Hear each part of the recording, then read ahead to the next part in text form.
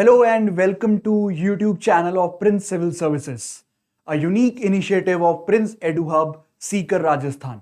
और जब मैं यूनिक बोलता हूं तो उसका मतलब ये है कि यहाँ पे स्टूडेंट को 12th क्लास पास होते ही जब वो फर्स्ट ईयर ऑफ ग्रेजुएशन में आता है तब से ही आईएएस, आईपीएस और आरएएस व अन्य सिविल सर्विसेज की तैयारी शुरू करवा दी जाती है। सो प्लीज आप इस चैनल को फॉलो करें और आप हमें फॉलो कर सकते हैं इंस्टाग्राम, फेसबुक, टेलीग्राम पर भी। तो आज की जो वीडियो है that is going to be a detail analysis of RAS pre 2021, जिसमें मैं डिस्कस करूंगा आज आपके साथ जनरल साइंस और साइंस एंड टेक्नोलॉजी के क्वेश्चंस। हम एक एक करके क्वेश्चंस देखेंगे, उनका आंसर देखेंगे और साथ ही साथ डिटेल एनालिसिस करेंगे कि ये जो क्वेश्चन आया है कहां से आया है और क्यों पूछा गया है। तो let's start with the first question. But उससे पहले मैं आपको एक बात बताना चाहूंगा कि जो आरएस में सिलेबस दिया गया है वो बहुत ही डिटेल है।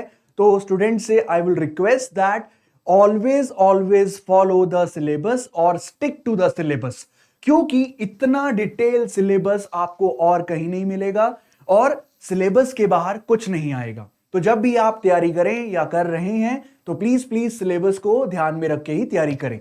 जैसे कि हम अगर साइंस का डिस्कशन करते हैं तो आप देख सकते हैं आपको आईटी के बारे में, डिफेंस के बारे में, स्पेस टेक्नोलॉजी के बारे में, नैनो टेक्नोलॉजी, बायोटेक्नोलॉजी और तो और कितना डिटेल में मेंशन किया गया है, blood groups and RH factors. और हम देखेंगे भी आज इस एनालिसिस में कि राजस्थान में जो क्वेश्चन पूछे गए हैं वो इस पूरे सिलेबस के इर्द गिर्द घूमते हैं। तो let's start with the first question, that is which part of human body is infected by the virus causing Japanese encephalitis. ये बहुत ही इजी क्वेश्चन था क्योंकि आंसर आपका क्वेश्चन में ही छुपा हुआ है। स्टूडेंट्स प्लीज ध्यान दीजिए, एन्सेफेलाइटिस, तो ये जो टर्म है encephalitis, itself mean the inflammation of the brain tissue. और आपको पूछा क्या गया है कि ये जो डिजीज है, वायरल डिजीज है, ये कौन से ऑर्गन को इफेक्ट करती है, तो इसका सही जवाब है ब्रेन। तो Japanese encephalitis is a viral disease जो एक व्यक्ति के ब्रेन को इफेक्ट करती है, इन्फ्लेमेशन करती है। अब यहां पे मैं आपको एक टिप देना चाहूंगा। हम देखेंगे आज कि किस तरह से 3 क्वेश्चन पूछे गए हैं डिजीजेस से रिलेटेड। तो आपको मैं बताना चाहूंगा कि अगर आप जब तैयारी कर रहे हैं तो कोई भी डिजीज को कैसे पढ़ना है, तो फर्स्ट ऑफ ऑल हमेशा याद रखें कि कॉजेटिव ऑर्गेनिज्म कौन सा है। कॉजेटिव ऑर्गेनिज्म, डिजीज कौन कॉज कर रहा है, वो वायरल भी हो सकता है, वायरस हो सकता है, बैक्टीरिया हो सकता है या कोई और माइक्रो ऑर्गेनिज्म हो सकता है। तो सबसे पहले आपको पढ़ना है कॉजेटिव माइक्रो ऑर्गेनिज्म। दूसरा ध्यान रखें उसका वेक्टर कौन है, वेक्टर कौन उसे आपका ट्रांसपोर्ट करता है, जैसे कि मस्किटो है, फ्लाइज हैं या क्या है। तो दूसरा क्वेश्चन आपको तैयार करना है वेक्टर। तीसरा आपको करना है कि वो स्प्रेड कैसे करता है, कैसे फैलता है। जैसे कि एग्जांपल दी जाए अगर आपको एचआईवी की, एड्स की, तो उसका सेक्सुअल ट्रांसमिशन है, उसका use with the blood transfusion में आप उसको स्प्रेड कर सकते हैं। तो तीसरा होना चाहिए स्प्रेड। चौथा होता है ट्रीटमेंट, क्या वो डिजीज ट्रीटेबल है या नहीं है, क्या उसके रिगार्डिंग वैक्सीन अवेलेबल है या नहीं है। और अगर करंट अफेयर से जोड़ के देखेंगे तो आप पढ़ सकते हैं इन which areas this disease spread recently. So that is how you need to study a disease. Causative organism, vector कौन है, spread कैसे करता है, ट्रीटमेंट है या नहीं है, वैक्सीन अवेलेबल है या नहीं है, उसके बाद अगर डिजीज अभी रिसेंट न्यूज में थी तो किस कंट्री में था, किस स्टेट में था, वो सब आपको पढ़ना है। तो पहला क्वेश्चन जिसका आंसर है ब्रेन, क्योंकि नाम से ही पता चल रहा है एन्सेफेलाइटिस का मतलब ही होता है inflammation of the brain tissue. So you can see here in the image, so it is caused by a vector mosquito, then you have the brain जहां पे ये inflammation cause करता है. So the number one answer for the number one question is brain. Let's move on to the question number 2. In this question, let's first read the question. In stethoscope, the sound of the patient's heartbeat reaches the doctor's ears by. So ये पूछ रहा है question कि जब आप doctor stethoscope use करता है, so this is a stethoscope, ठीक है, आपने सबने देखा ही होगा stethoscope. So this is known as the resonator और द चेस्ट पीस, जो चेस्ट पे लगाया जाता है. ये आपका ईयर पीस जो डॉक्टर यूज करता है, और ये होती है उसकी पाइप. तो यहां पे आपको क्वेश्चन पूछ रहा है, बहुत ही बेसिक क्वेश्चन, कि स्टेथोस्कोप में पेशेंट की जो हार्ट बीट होती है या जो साउंड सुनना है, लंग्स का सुनना है, वो डॉक्टर के कानों तक कैसे पहुंचता है, कौन सा प्रिंसिपल यूज किया जाता है. तो the right answer for this question is multiple reflection of the sound. So in this image you can see that this is the tube, जो आप ये ब्लैक ट्यूब देख रहे हैं, ये वो ट्यूब है, और यहां पे sound reflects like this, goes like this and reaches the ear piece, and through ear piece it goes into the doctor's ear, और वहां से आप सुनाई देता है आपको हार्ट बीट या लंग्स में जो भी आवाज है, कैसा एक्सपेंशन हो रहा है, कॉन्ट्रैक्ट कर रहा है, एंड सो ऑन करके. So the right answer is multiple reflection of the sound. So the question number 3. This was kind of a conceptual, I would say. मेरा मानना यह है कि इस पेपर में science and technology, general science के जो क्वेश्चंस आए हैं, उनमें से सबसे कंसेप्चुअल क्वेश्चन आपका दिस क्वेश्चन था, regarding another disease, another problem. So let's read the question first. Mother fetus RH blood type incapability. So ये प्रॉब्लम का नाम है. Can occur if the mother is dash and her fetus is dash. तो आपको मैं थोड़ा समझा दूं कि क्वेश्चन क्या है. ये बेसिकली हम सबको पता है कि हमारे जो ब्लड ग्रुप्स हैं, O, A, B या AB, ये सबको पता है, ये ब्लड ग्रुप्स होते हैं. और आपको पता होना चाहिए कि RS में ब्लड से रिलेटेड क्वेश्चन पूछे जाएंगे, क्योंकि स्पेसिफिकली मेंशन है ये आपके सिलेबस के अंदर, ठीक है. तो हमेशा ध्यान रखें, ब्लड का जो टॉपिक है, ब्लड से रिलेटेड जो डिजीजेस हैं, वो आपको कवर करना ही करना है. So we all know that these are the blood groups, but आप सबने ये भी सुना होगा that O positive, O negative, A positive, A negative भी होता है कुछ, ठीक है. तो वो क्या होता है? सो RBC, उसके ऊपर एक प्रोटीन होता है. अगर तो वो प्रोटीन प्रेजेंट है तो आप पॉजिटिव साइन यूज करेंगे, अगर जो आपका प्रोटीन है वो एब्सेंट है तो वो आपका नेगेटिव हो जाएगा. अब ये जो क्वेश्चन पूछा जा रहा है, ये RH फैक्टर के रिगार्डिंग ही है, प्लस माइनस के रिगार्डिंग ही है. अब यहां पे उसने पूछा कि ये जो डिजीज है, mother fetus RH blood type incapability, कब होती है. तो मैं आपको बता दूं, अगर मदर का ब्लड नेगेटिव है, यानी कि RH नेगेटिव है, और जो बेबी, जो फीटस है, उसका जो ब्लड है, उसके अंदर जो ब्लड है वो RH पॉजिटिव है, तो चांसेस होते हैं इस प्रॉब्लम के आने के. बट आप ध्यान से सुनिए इस बात को कि अब अगर मदर प्रेग्नेंट है, उसका जो बेबी है RH पॉजिटिव है, और जो मदर इटसेल्फ है वो आपकी RH नेगेटिव है, तो ड्यूरिंग द फर्स्ट प्रेगनेंसी, देखिए ब्लड मैच भी हो सकता है, मिक्स भी हो सकता है during pregnancy, during testing etcetera etcetera. तो अगर ब्लड इंटरमिक्स हो जाए, मतलब बेबी का RH पॉजिटिव ब्लड मदर के RH नेगेटिव के साथ थोड़ा सा क्लैश कर जाए, इंटरमिक्स कर जाए, तो वहां पे क्या होगा, एंटीबॉडीज डेवलप हो जाती हैं RH पॉजिटिव ब्लड के खिलाफ. अब फर्स्ट डिलीवरी के में तो ये प्रॉब्लम कॉज नहीं करेगा, क्योंकि अभी अभी तो एंटीबॉडीज डेवलप होना स्टार्ट हुआ है. But during the second delivery और द प्रेगनेंसी, अगर फीटस फिर से RH पॉजिटिव है, मदर तो RH नेगेटिव ही रहेगी, ठीक है, तो बॉडी में आपके उस RH पॉजिटिव के खिलाफ एंटीबॉडीज पड़ी हैं, जो एंटीबॉडीज फीटस के RH पॉजिटिव को दुश्मन समझेंगी. तो अब क्या होगा, प्रॉब्लम आनी स्टार्ट हो जाएगी, ठीक है, बेबी में प्रॉब्लम आना स्टार्ट होगा. आपने सबने सुना होगा that at the time of birth there is a jaundice. तो वो सब प्रॉब्लम क्रिएट होता है ड्यू टू दिस, जब मदर का ब्लड RH नेगेटिव हो और जो फीटस है, जो बेबी डेवलप कर रहा है, उसका ब्लड RH पॉजिटिव हो। तो राइट आंसर आपका यहां पे सेकंड ऑप्शन है, मदर RH नेगेटिव एंड जो फीटस है RH पॉजिटिव। तो आप यहां पे भी देख सकते हैं इस इमेज में, there is RH negative the mother and the fetus is RH positive. तो जो मैंने आपको पूरा प्रोसेस समझाया कैसे इंटरमिक्स होगा, ठीक है, और आपके एंटीबॉडीज डेवलप करेंगे, सेकेंड डिलीवरी में जाके आपके प्रॉब्लम आने स्टार्ट हो जाते हैं। So that was the question number 3। Now let's move on to the question number 4। ये काफी इंटरेस्टिंग क्वेश्चन था और day to day general science के साथ था। अगर आप सिलेबस फिर से देखें एक बारी तो वहां पे लिखा गया है कि जनरल साइंस और डे टू डे साइंस से क्वेश्चन पूछे जाएंगे। आप सबने सुना होगा पिक्सल्स के बारे में, आपने सबने सुना होगा HD के बारे में, ठीक है, आई होप सबने सुना होगा, ठीक है। HD stands for high definition.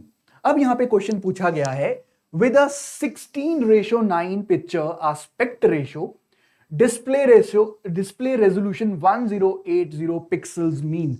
अब यहां पे 2-3 टर्म्स हैं, पहले वो समझने की कोशिश करते हैं, फिर हम अपना क्वेश्चन सॉल्व करेंगे। सबसे पहले आपको पता होना चाहिए रेजोल्यूशन क्या होता है। What is the meaning of the word resolution here?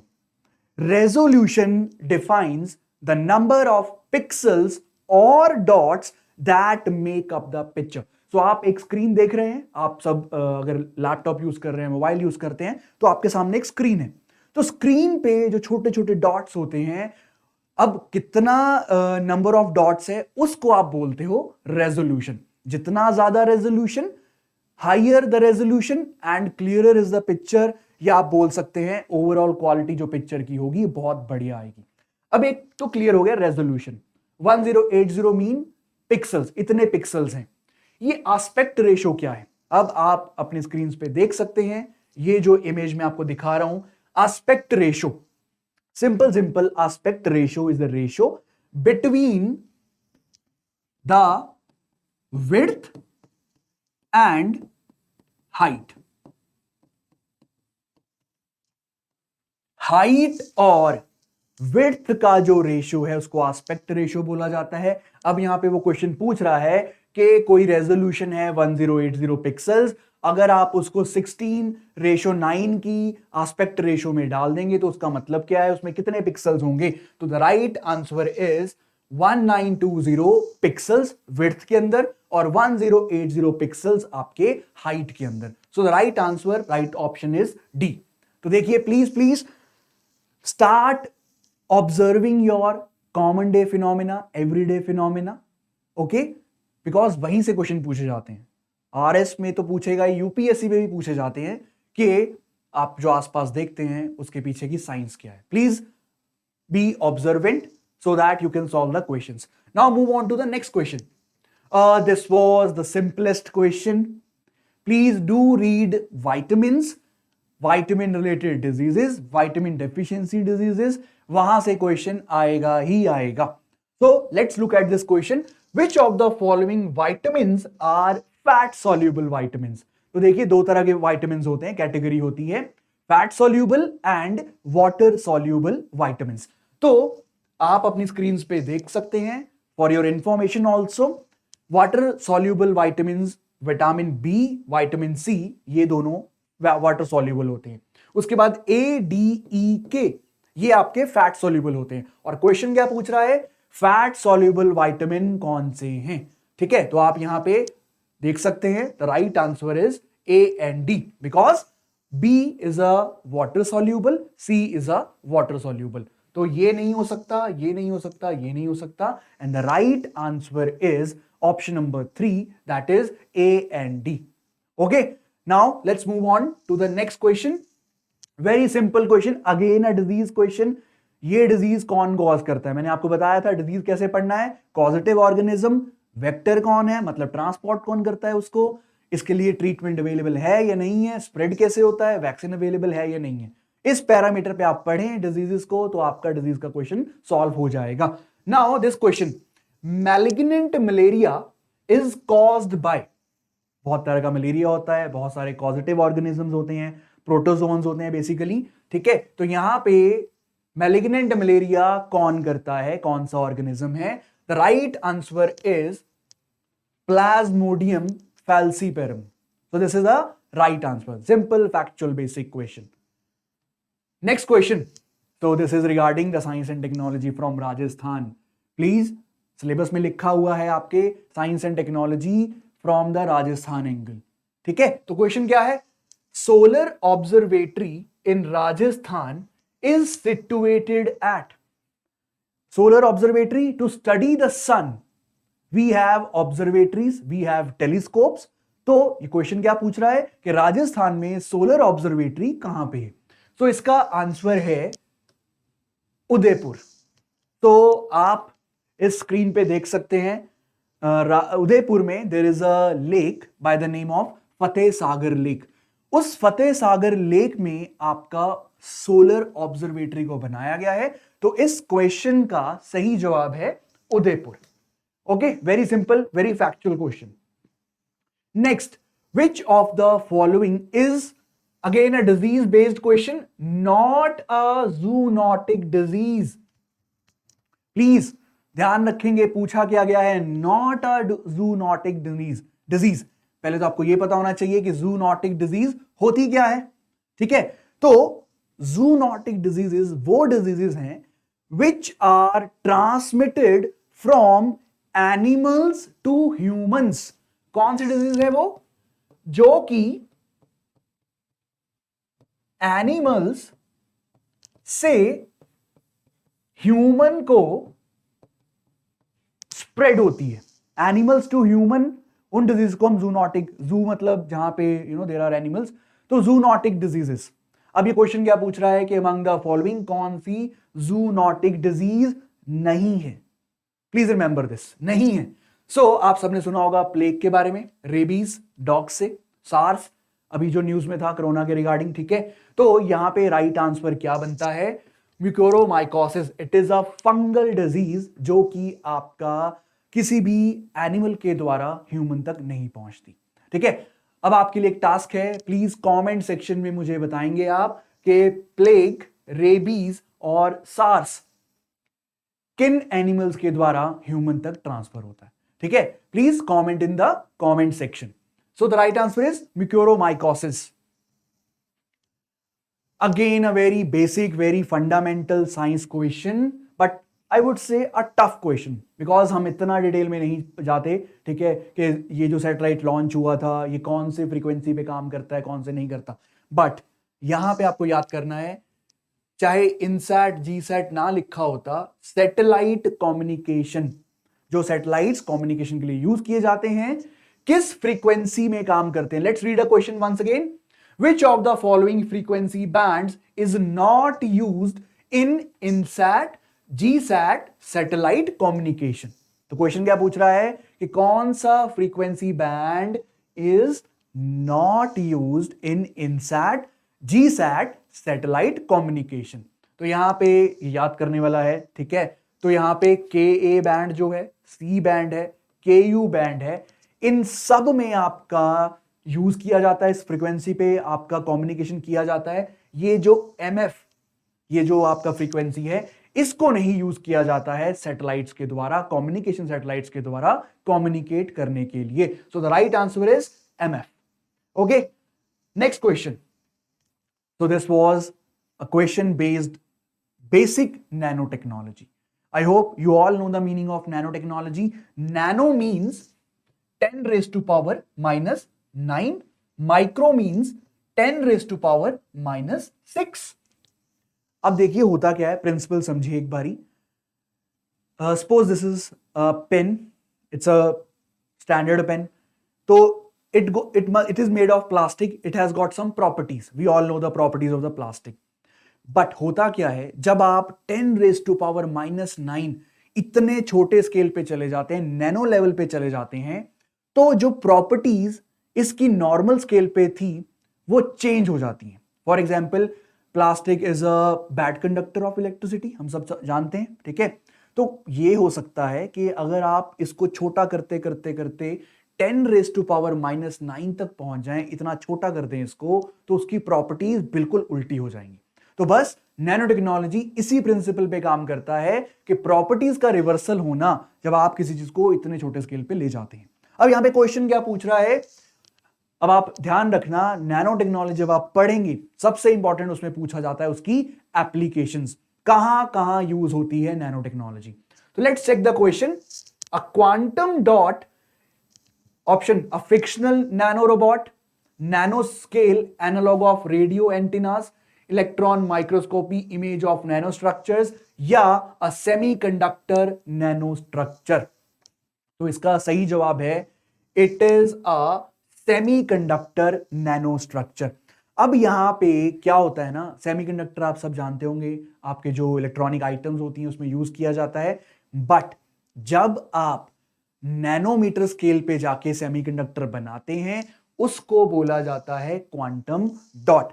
और ये आजकल बहुत ही ज्यादा यूज किए जाते हैं, स्पेशली इनकी जो ऑप्टिकल प्रॉपर्टीज हैं। ऑप्टिकल प्रॉपर्टीज का मतलब क्या होता है, regarding the light. So you can see here, जब भी ये एक आप मान के चलें ये एक नैनो डॉट है, ठीक है, this is a quantum dot. तो जब भी आप इस पे कोई भी एनर्जी लगाएंगे, ठीक है, जैसे कि आप इलेक्ट्रिकल इक्विपमेंट्स में लगाते हैं, थोड़ा सा इलेक्ट्रिक करंट पास करते हैं तो वो आपका काम करता है। तो यहां पे आपने जब करंट पास किया तो due to the optical properties related to light, तो ये आपका लाइट को एमिट करेगा। So they are used because of their unique optical properties as they emit light of specific wavelengths if energy is applied to them। तो यहां आप देख सकते हैं मैंने आपका एनर्जी अप्लाई किया और लाइट रिलीज होगी जो कि स्पेसिफिक वेवलेंथ की होगी। तो प्लीज आप सबसे रिक्वेस्ट है that please take nano technology, biotechnology very seriously from exam perspective, वहां से क्वेश्चन पूछे जाएंगे। ठीक है, so the right answer for this question is a quantum dot is a semiconductor nanostructure. The next question, simplest question but a very factual question. Let's look at the question. Motto of Defense Research and Development Organization, जिसे आप सब commonly DRDO के नाम से भी जानते हैं। DRDO का मोटो क्या है, क्वेश्चन ये पूछ रहा है। अब यहां पे द राइट आंसर इज बलस्य मूलम विज्ञानम। बलस्य मूलम विज्ञानम। अब इसका मतलब क्या है, विज्ञान ही बल का मूल है या विज्ञान ही बल का आधार है। Base of strength is science. Base of strength is science, या विज्ञान ही शक्ति का मूल आधार है, मूल है। So the right answer is बलस्य मूलम विज्ञानम। तो संस्कृत में है बलस्य मूलम विज्ञानम, ये आपका मोटो है किस एजेंसी का, defence research and development organisation का। तो you can see this is the logo of DRDO and logo में ही आपका लिखा गया है बलस्य मूलम विज्ञानम। Okay, the next question, this is related to biotech या बोल सकते हैं आप बेसिक जेनेटिक्स के साथ है। ट्राइसोमी 21 इज नोन एज, तो आपको थोड़ा समझा दूं पहले मैं, जो ह्यूमन बॉडी है उसमें आपके जो सेल है उसमें आपके 46 क्रोमोसोम्स होते हैं। Number of chromosomes in the human body is 46, जिसको आप क्या बोल सकते हो, 23 पेयर्स, 23 पेयर। ठीक है, पेयर का मतलब दो, ठीक है, तो 46 सिंपल नंबर और 23 आपका पेयर्स। अब यहां पे ट्राइसोमी क्या होता है, पेयर दो होते हैं, ट्राई मतलब तीन।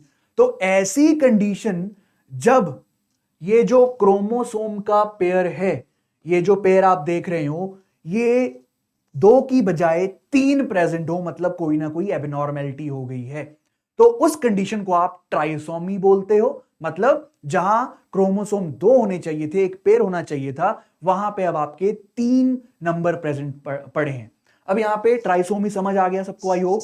उसके बाद 21 क्या है, मैंने आपको बताया there are 23 pairs of chromosome, और जब ट्राइसोमी हो जाए 21वें नंबर के पेयर में क्रोमोसोम के, तो जो डिजीज कॉज होती है उसको ट्राइसोमी 21 बोला जाता है, या कॉमन लैंग्वेज में आप उसको डाउन सिंड्रोम बोलते हैं। तो आप स्क्रीन पे देख सकते हैं ये एक डाउन सिंड्रोम यानी कि ट्राइसोमी 21, और ये सारे आपके फीचर्स हैं या आप बोल लीजिए सिम्टम्स हैं किसी को अगर डाउन सिंड्रोम होता है. So it is a hereditary disease, it is a genetic disease, and trisomy 21 is known as Down syndrome. Okay, I hope trisomy is clear. 21 क्यों बोलते हैं? क्योंकि 21st जो नंबर है, पेयर है क्रोमोसोम का, वो 2 की बजाय आपके 3 हो जाते हैं. So that was the question. The next question, again a factual question, very simple, but याद करना पड़ेगा आपको. State Remote Sensing Application Center working under Department of Science and Technology Rajasthan is situated at. तो ये एक centre है किससे related? State remote sensing application centre. पूछ रहा है कि कहां पे लोकेटेड है राजस्थान में. इसका आंसर है जोधपुर. अगर पढ़ा है तो याद रहेगा, नहीं तो आप इसमें गेस वर्क नहीं कर सकते.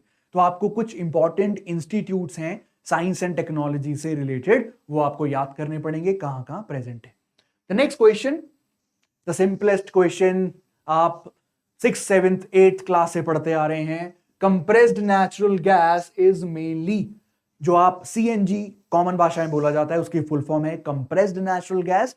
उसमें मेनली कौन सा केमिकल होता है? तो यहां पे the right answer is methane.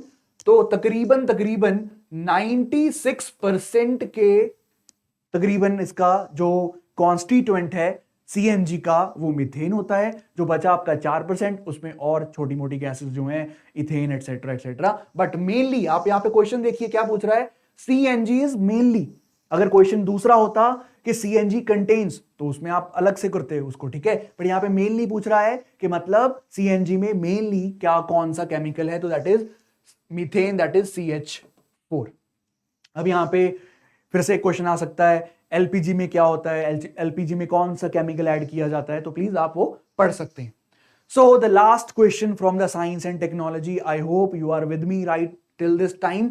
So Tianwen-1 is, ये क्वेश्चन क्या पूछ रहा है, Tianwen-1 इज, क्या है Tianwen? तो बेसिकली आप ऑप्शन को छोड़ दीजिए, ना ये स्पेस स्टेशन है चाइना का, ना मून रोवर है, ना इंटरकॉन्टिनेंटल मिसाइल चाइना की है. ये क्या है? Space craft of China. तो आप इमेजेस में देख सकते हैं Tianwen-1. Tianwen-1 इसका मतलब होता है क्वेश्चंस फॉर हेवन.